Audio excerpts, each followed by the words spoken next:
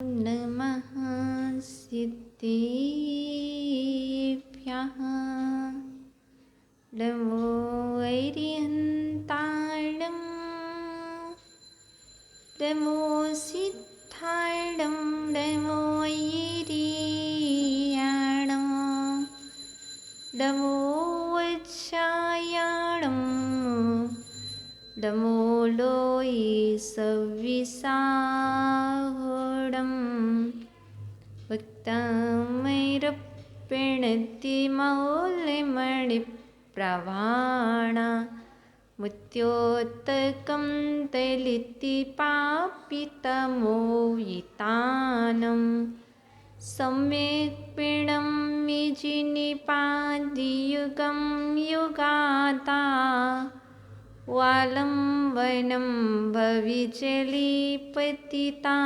जनानां बोलिए अनंतानंत सिद्धि परमेष्टि भगवान की दिवादि दिविक्रम मूल नायक श्री आदि ब्रह्मादिनाथ भगवान की परम पूजनीय आचार्य व श्री मानतंग स्वामी की प्रातः स्मरणे सारस्वत कवि नैचकोटि मम गुरुवर आचार्य व श्री विवाह सगजी महामुनि राज की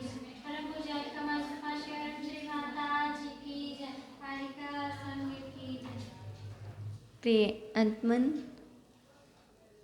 आज भक्तम्बर स्तोत्र का पावन काव्य इष्ट कार्य को सिद्धि कराने वाला है,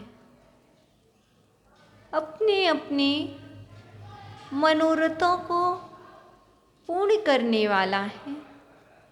और आज से अष्ट प्रातिहार्य का वर्णन प्रारंभ हो चुका है। आज सर्वप्रथम 28वें काव्य के माध्यम से हम अशोक वृक्ष प्रातिहार्य को जानेंगे।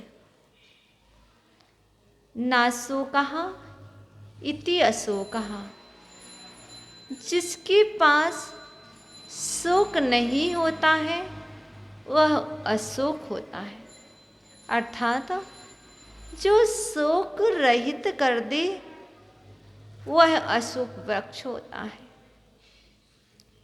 तो आइए, आज जो काव्य है यह आपको शोक से रहित करने वाला है, क्योंकि जब शोक रहित होगे तभी इष्ट कार्यों की सिद्धि होगी। इष्ट कार्य की सिद्धि होने से व्यक्ति शोक रहित हो जाते हैं। आपको मालूम होगा, यौवन अवस्था का मद अहंकार बहुत तीव्र होता है, जो व्यक्ति को कुमार्ग में भी बेच देता है। यौवन वह देहली है जहाँ से व्यक्ति कहीं पर भी भ्रमित हो जाता है, और यौवन की देहली पर पैर रखते ही व्यक्ति अहंकार में मदहोश हो जाता है, दूसरों की निंदा करना प्रारंभ कर देता है और हंसना मजाक करना इत्यादि कार्य करके वह पाप को कमाता है। ऐसे ही एक सत्य घटना है। राजपाल की पुत्री कुंडली नाम की सुंदरी रूपवती यौवन को प्राप्त हुई थी। जैसी ही उस कुंडली नाम की कन्या ने यौवन की देहली पर पैर रखा, जैसे ही वह 16 वर्ष की हुई वैसे ही वह एक तो यौवन और दूसरा सुंदरता, दोनों ही अहंकार के लिए मद का कारण है। ऐसी वह कुंडली नाम की कन्या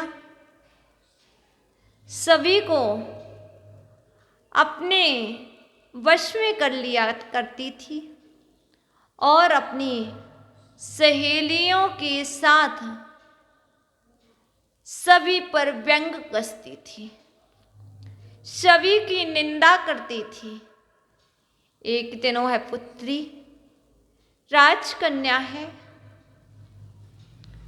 वह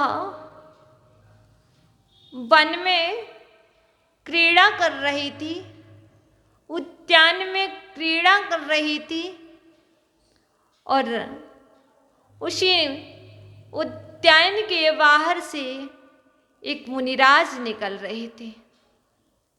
वह अपनी सखियों से कहती है, जाओ पकड़ कर के लाओ। और उसकी सखियों ने मुनिराज के साथ बहुत सारे उपसर्ग किए, नाना तरह के उपसर्ग किए, लेकिन मुनिराज ने उपसर्ग समझ करके उनको सहन कर लिया।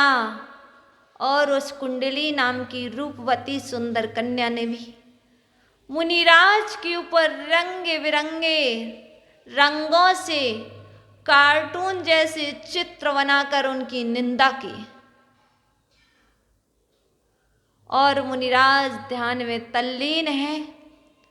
मुनिराज अपने आप में सोच रहे हैं कि मेरे किसी अशुभ कर्म का उदय है, और मुनिराज उपसर्ग उसको सहन कर रहे हैं। और उस कन्या ने मुनिराज की निंदा करके वापस आ गई, और मुनिराज जैसे ही उपसर्ग दूर हुआ और मुनिराज वहां से विहार करते हुए वन की ओर चले गए। लेकिन जैसे ही वह कन्या घर आती है, वैसे ही जितनी वह रूपवती थी, अब उसको समय नहीं लगा, कुरूपता में परिवर्तित हो गई। उसको कुष्ठ रोग हो गया। अभी जो अपने रूप का घमंड कर रही थी, मत कर रही थी, अहंकार कर रही थी कि मेरे जैसा रूप तो किसी का नहीं है, मेरी जैसी सुंदरता तो अप्सराओं में भी नहीं है, वह रूपवती कुंडली नाम की कन्या जिसे अब कुष्ठ रोग हो गया है, जिसे मांत्रिक तांत्रिक और वैद्य आदि नाना तरह के लोग आकर के उस कुष्ठ रोग को दूर नहीं कर पा रहे हैं। लाखों उपाय किए गए, लेकिन कुष्ठ रोग ठीक नहीं हुआ। जितनी सबको प्रिय थी, अब नगरवासियों के लिए और परिवारजन के सदस्यों के लिए वह कन्या देखने के योग्य नहीं। इतनी घृणा, इतनी दुर्गंध उसके शरीर से आ रही है कि कोई देखना भी नहीं चाह रहा। एक भिखारी भी उस कन्या को देखना नहीं चाह रहा। सोचो, कुछ समय पश्चात उस कुंडली नाम की कन्या को याद आता है, मैंने यौवन की दहली पर प्रवेश करते ही अहंकार के वश होकर के मैंने एक दिगंबर मुनिराज की निंदा की थी। शायद उसी निंदा के कारण मुझे ये रोग हुआ है। जब उस कन्या को कोई ठीक नहीं कर पाया, तो वह कन्या महल से चल कर के वन की ओर जाती है और मुनिराज के पास पहुंचती है। मुनिराज को नमोस्तु करती है और कहती है, सिर जमीन में रख कर के गिड़गिड़ाने लगती, मुनिराज मुझे क्षमा कर दो, मुझे क्षमा कर दो। मैं यौवन के अहंकार में, रूप के अहंकार में आकर के मैंने आपकी निंदा की थी, जिससे मुझे ये कुष्ठ रोग हो गया है। आप मुझे क्षमा कर दो और मेरा ये कुष्ठ रोग ठीक कर दो। मुनिराज को कुछ भी याद नहीं था। मुनिराज को नहीं पता था कि मेरे कारण कोई दुखी है, मेरे कारण किसी को कुष्ठ रोग हुआ है। लेकिन फिर भी पता नहीं उस कुंडली नाम की कन्या का अशुभ कर्म दूर होने वाला था, उसका पुण्य कर्म का योग आ गया था और मुनिराज के मुख से निकल गया, जाओ आप भक्तामर स्तोत्र के 28वें काव्य का रिद्धि मंत्र सहित जाप करो। और वह कन्या घर वापस आती है। लगातार कंटिन्यू 24 घंटे ऐसे 3 दिन तक उसने 28वें काव्य का रिद्धि मंत्र और जाप सहित पाठ किया। इसकी आराधना करते ही उसका सारा का सारा कुष्ठ रोग दूर हो गया और उसकी काया कंचन सी कामदेव के समान पुनः सुंदर हो गई। जैसी उस कन्या की काया सुंदर हो गई तो पिता राजपाल सोचने लगे, अब मैं बेटी का पाणी ग्रहण संस्कार करा दूं, एक वर की खोज करो। और पिता वर की खोज में निकलते हैं और पिता को वर की प्राप्ति हो जाती है। जैसे ही उस कन्या का विवाह की तैयारियां होती हैं, वह कन्या बोल देती है, पिताजी मैंने सब कुछ देख लिया है, इस संसार को जान लिया है, इस मनुष्य पर्याय में मैंने सभी कष्टों को देख लिया है, इस संसार के स्वरूप का अच्छे से मुझे दर्शन हो गया है। पिताजी अब मैं शादी नहीं करना चाहती हूँ, मैं आज से ही उन्हीं मुनिराज के चरणों में चल करके ब्रह्मचर्य व्रत लूंगी आजीवन, एवं आरिका व्रत को धारण करना चाहती हूँ। उस कुंडली नाम की कन्या ने पिताजी के साथ जाकर के उन्हीं मुनिराज के पास आजीवन ब्रह्मचर्य व्रत ग्रहण किया और आगे चल कर के उसने आरिका दीक्षा ली। इसलिए यह समझो, जो मुनि निंदा करते हैं, देखा आपने श्रीपाल ने मुनियों की निंदा की थी, मित्रों सहित की थी, तो 700 मित्रों सहित कोटिवट श्रीपाल के लिए कुष्ठ रोग हुआ था। जिन जिन ने मुनि निंदा की है, उसका फल बहुत बुरा होता है। आचार्य भगवान रविशरण स्वामी मुनि निंदा के विषय में एक बहुत अच्छी बात कहते हैं। संगस्ते मुनिनं कृत्वा मृत्युमेति भवे भवे तेनासौ युद्धपदग्रामो जाता स्तुत्यात्रमीदशः। अर्थात संघस्य निंदनम कृत्वा, जो मुनि संग की निंदा करता है, मृत्युमेति भवे भवे, वह भाव भाव में मृत्यु को प्राप्त होता है। तेना सौ युगपत ग्रामो, इसके ग्राम के ग्राम, गांव के गांव एक साथ मृत्यु को प्राप्त होते हैं। इसलिए कभी भी कैसी भी स्थिति बन जाए भैया, मैं मुनि निंदा नहीं करूंगा। मुनि निंदा करके मुझे कुष्ठ रोगी नहीं होना है, साधु निंदा करके मुझे कुष्ठ रोगी नहीं बनना है। इसलिए जिन्हें कुष्ठ रोगी बनना हो, जिन्हें बार बार मृत्यु को प्राप्त होना हो, जिन्हें बहुत सारे दुखों का वेदन करना हो, वे संघों की निंदा करें, वे साधुओं की निंदा करें। आज का काव्य तो शोक रहित कर देने वाला है।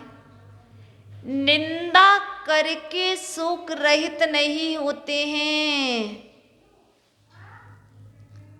प्रशंसा करके शोक रहित होते हैं, स्तुति करके शोक रहित होते हैं। यदि भक्तांबर जी की स्तुति करोगे तो शोक रहित हो जाओगे। यदि मुनि संघ की, जैन धर्म की निंदा करोगे तो शोक सहित हो जाओगे। इतना शोक होगा, इतना शोक होगा कि कभी भी खुश नहीं रह पाओगे। क्योंकि आज का काव्य इष्ट कार्य की सिद्धि कराने वाला है। कैसे होगी? स्तुति करने से इष्ट कार्य की सिद्धि होती है। और कुछ तो नहीं करना है, इसलिए स्तुति को करो। स्तुति के योग्य बना देती है। यदि आपको स्तुति के योग्य ना बनाए तो वह कैसी स्तुति? इसलिए अच्छी तरह से करो, जिस तरह से आचार्य बनने की है उसी तरह से आप भी करो। नासो कहा इति असो कहा, जो शोक से रहित है। अशोक वृक्ष होता कैसा है? वृक्ष अशोक नहीं होता है। जिस वृक्ष के नीचे हमारे तीर्थंकर अर्थात स्वयंभू बैठ जाते हैं, वह वृक्ष अशोक वृक्ष कहलाने लगता है। तो चलिए, अशोक वृक्ष के नीचे कौन से तीर्थंकर को बिठाल रहे हो? जैसे उस कुंडली नाम की कन्या ने जैसे ही आर्य का व्रत लिए, आर्य का व्रत को धारण किया, तो उसके पूज्य पिता ने जहाँ पर कोड़ी आश्रम बना रखा था, कोड़ आश्रम बना रखा था, उसके ही पास में एक जिन मंदिर बनवा दिया था। क्योंकि बेटी ने विवाह नहीं किया है, बेटी के विवाह का में जो धन खर्च होने वाला था, उस धन से पूज्य पिताश्री ने एक जिन मंदिर बनवाया और उसमें आदिनाथ भगवान की प्रतिमा को विराजमान किया। पिता इस तरह का कार्य करते हैं। इसलिए आप सभी भी उनों से राजपाल जैसे पिता जैसी शिक्षा लो। आप सभी उस कुंडली नाम जैसी पुत्री से शिक्षा लो। उसने अज्ञानतावश अहंकार के वश निंदा की थी, आकर के क्षमा मांगी और आगे महाव्रतों को धारण किया। उसी तरह आप भी जो भी हुआ हो, जहाँ भी हुआ, उसको भूल जाओ, आज से अपना कल्याण करो। तो चलें इष्ट कार्य को प्राप्त कराने वाला का चिरशोकितरो संसृतिमुन्मयो घो मा भातिरूप्यममेलं भवतो नितान्तं स्पष्टोल्लसत्किरणिमस्तितमोहितानं बिम्बं रविरिविपयोधरि पार्श्ववर्ती। यहाँ पर आचार्य भगवान मानतुंग स्वामी बतला रहे हैं, हे प्रभु, ऊंचे और हरी भरी अशोक वृक्ष के नीचे, हे भगवान, ऊंचे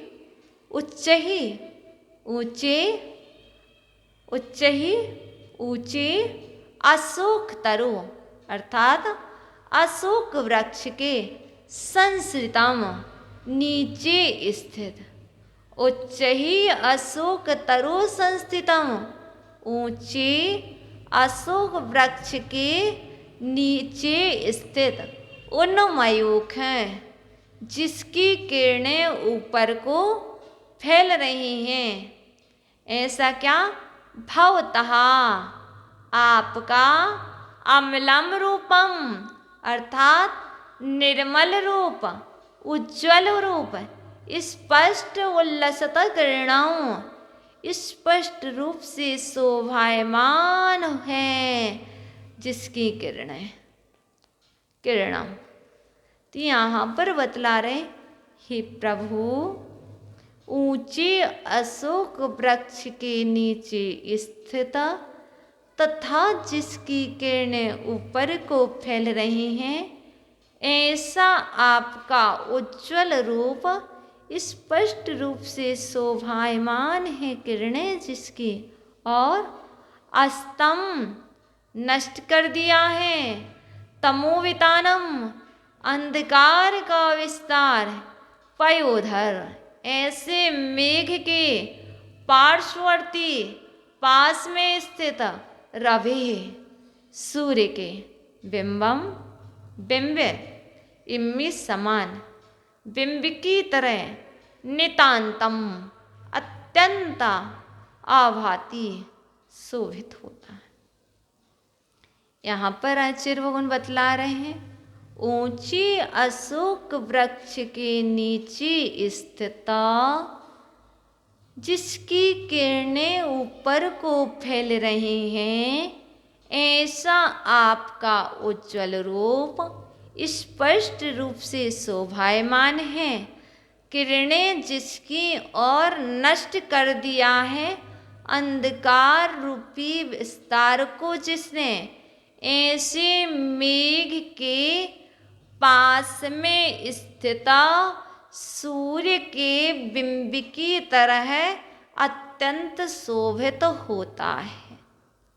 अर्थात आचार्य भगवान कह रहे हैं, हे प्रभु, आपके रूप की वर्णन चल रहा है, हे प्रभु, ऊंचे हरे भरे अशोक वृक्ष के नीचे आपका स्वर्ण जैसा उज्ज्वल रूप उसी भांति प्रतीत हो रहा है मानो बादलों के समीप स्थित सूर्य का मंडल ही हो। हे भगवान, ऊंची हरे भरे अशोक वृक्ष के नीचे आपका स्वर्ण सा उज्ज्वल रूप उसी भांति प्रतीत हो रहा हो मानो बादलों के समीप स्थित सूर्य का मंडल ही हो। इस तरह से यह भावार्थ हुआ। इसकी रिद्धि है ओम ह्रीं अरहम नमो महातबाणम झ्रौम झ्रौम नमः स्वाहा। इसका जाप मंत्र है ओम नमो भगवते जय विजय जम्भय जम्भय मोहय मोहय सर्व सिद्धि संपत्ति सौख्यम कुरु कुरु स्वाहा। इस मंत्र की आराधना करने से कुंडली का कुष्ठ रोग दूर हुआ तो आपके जीवन में अवधि श्रद्धा होगी, विश्वास होगा तो आपका भी कुष्ठ रोग दूर होगा और आप सभी के इष्ट कार्य की सिद्धि हो, अनिष्ट कार्य दूर हो, भावों में विशुद्धि बढ़ेगी तो अवश्य आपके इष्ट कार्य की सिद्धि होगी। ओम नमः।